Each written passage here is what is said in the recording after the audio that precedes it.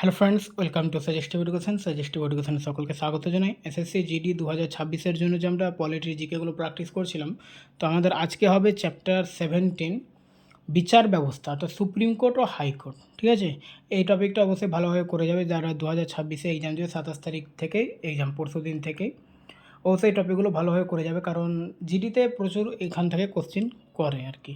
তারপরে fundamental right, fundamental duties, তারপরে বিচার ব্যবস্থা থেকে প্রচুর কোশ্চিন আছে।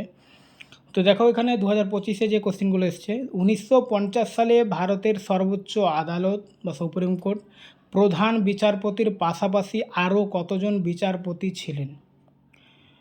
তো 1950 সালে ভারতের সর্বোচ্চ আদালতে বা সুপ্রিম কোর্টে প্রধান বিচারপতির পাশাপাশি আরও 7 জন বিচারপতি ছিলেন। ভারতের সুপ্রিম কোর্ট প্রতিষ্ঠিত হয় 26শে জানুয়ারি 1950 সালে এবং এটি দেশের সর্বোচ্চ বিচারিক কর্তৃপক্ষ। এটি আপিল আদালত হিসেবেও কাজ করে। প্রাথমিকভাবে আদালতে মোট 8 জন বিচারপতি ছিলেন, একজন প্রধান বিচারপতি এবং 7 জন অন্যান্য বিচারপতি।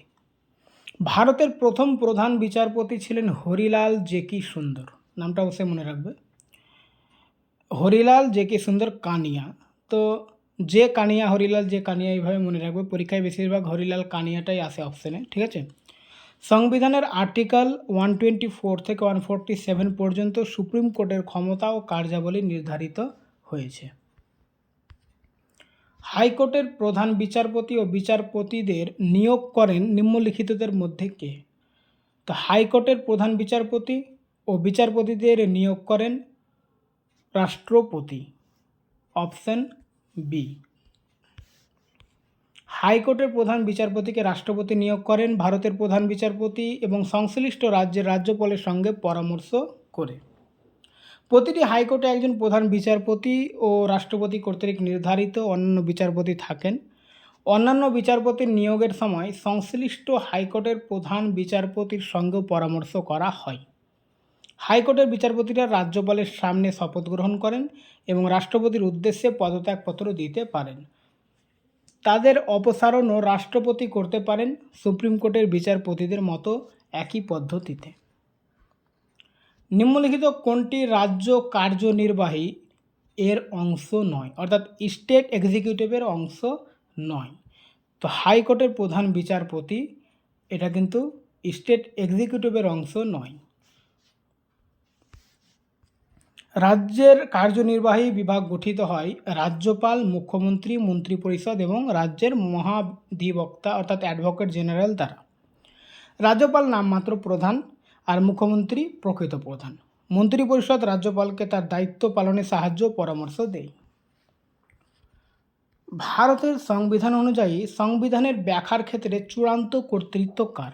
তো সংবিধানের ব্যাখ্যার চূড়ান্ত কর্তৃত্ব হচ্ছে সুপ্রিম কোর্টের।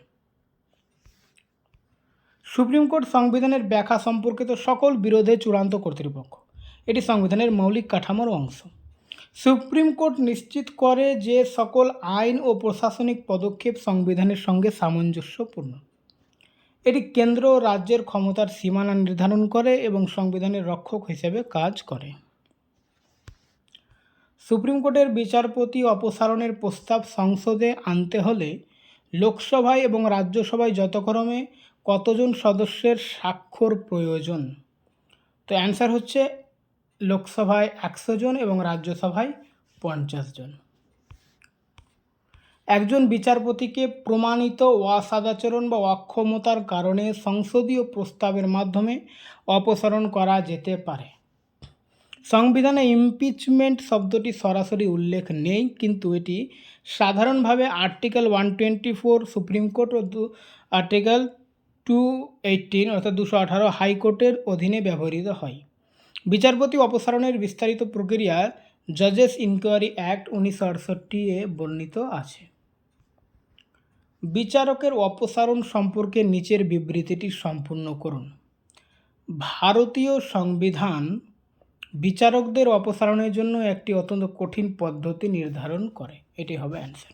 ঠিক আছে, বাকি অপসারণের কোনো পদ্ধতি নির্ধারণ করে না, এটা ভুল। বিচারকদের অপসারণের জন্য এটি অত্যন্ত নমনীয় পদ্ধতি, এটাও ভুল, কারণ কঠিন পদ্ধতি থাকে। যে বললেই যে হয়ে গেল অপসারণ বিচারপতি ঘটিয়ে দিলাম, এরকম করা যায় না, ঠিক আছে।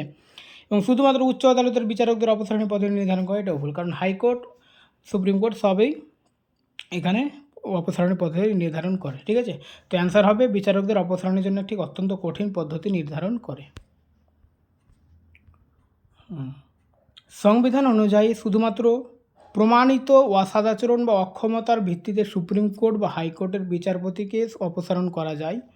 আর্টিকেল 124(4) সুপ্রিম কোর্টের বিচারপতির অপসারণ হয়। আর্টিকেল 17 হাইকোর্টের বিচারপতির অপসারণ। উভয় কক্ষের বিশেষ সংখ্যাগরিষ্ঠতা প্রয়োজন। কোন অনুচ্ছেদ সুপ্রিম কোর্টকে এক হাইকোর্ট থেকে অন্য হাইকোর্টে মামলা স্থানান্তর করার ক্ষমতা দেয় এবং কোন ভিত্তিতে দেয়? তো অ্যান্সার হচ্ছে অনুচ্ছেদ 139A, ন্যায় বিচার নিশ্চিত করা এবং দ্রুত বিচার করার জন্য। অনুচ্ছেদ 139A সুপ্রিম কোর্টকে ক্ষমতা দেয় যে এক হাইকোর্ট থেকে অন্য হাইকোর্টে বা নিজের কাছে মামলা স্থানান্তর করতে, যদি আদালত সন্তুষ্ট হয় যে একই বা প্রায় একই আইনি প্রশ্ন সম্পর্কিত মামলা একাধিক হাইকোর্টে বিচারাধীন রয়েছে। এটি ন্যায় বিচার নিশ্চিত করা, দ্রুত বিচার করা এবং পরস্পর বিরোধী রায় এড়ানোর জন্য করা হয়। ভারতের সুপ্রিম কোর্ট কর্তৃক চালু করা ফাস্টার উদ্যোগের উদ্দেশ্য কী? তো ফাস্টার উদ্যোগের উদ্দেশ্য হচ্ছে দ্রুত আদালতের আদেশ প্রেরণ, অপশন বি। ফাস্টার অর্থাৎ fast and secure transmission of electronic records উদ্যোগটি প্রধান বিচারপতি NV রমনা চালু করেন। ভারতের সুপ্রিম কোর্টের অনুমোদিত বিচারপতির সংখ্যা বা প্রধান বিচারপতির সহ কত?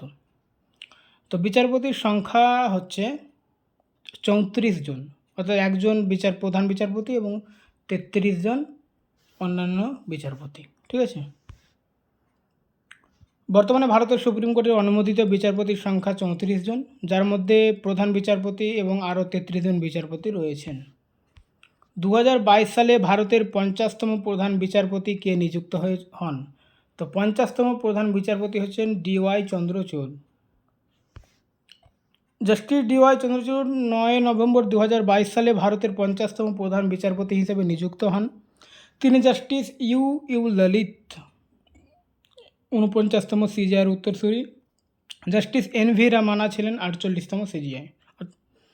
জাস্টিস চন্দ্রচূড় প্রায় 2 বছরের দীর্ঘ মেয়াদে দায়িত্ব পালন করেন এবং গোপনীয়তার অধিকার, রাইট টু প্রাইভেসি মামলা সহ একাধিক গুরুত্বপূর্ণ রায়ের জন্য পরিচিত।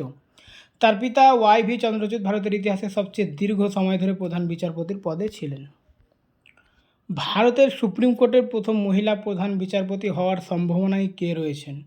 তো প্রথম মহিলা প্রধান বিচারপতি এখন পর্যন্ত কেউ হননি, তাহলে সম্ভাবনা রয়েছে জাস্টিস BV নাগারত্না, অপশান বি, 2027 হওয়ার সম্ভাবনা রয়েছে, ঠিক আছে। জাস্টিস BV নাগারত্না 2027 সালে ভারতের প্রথম মহিলা প্রধান বিচারপতি হওয়ার সম্ভাবনায় রয়েছেন। তিনি 2021 সালে সুপ্রিম কোর্টে বিচারপতি হিসেবে নিযুক্ত হন। যদিও তার প্রধান বিচারপতি হিসেবে মেয়াদ খুব স্বল্প, প্রায় 36 দিন হতে পারে, তবু এটি ভারতের বিচার ব্যবস্থার জন্য একটি ঐতিহাসিক মাইলফলক হবে। নিম্নলিখিত কোন হাইকোর্টের এখতিয়ার একাধিক রাজ্যের উপর রয়েছে?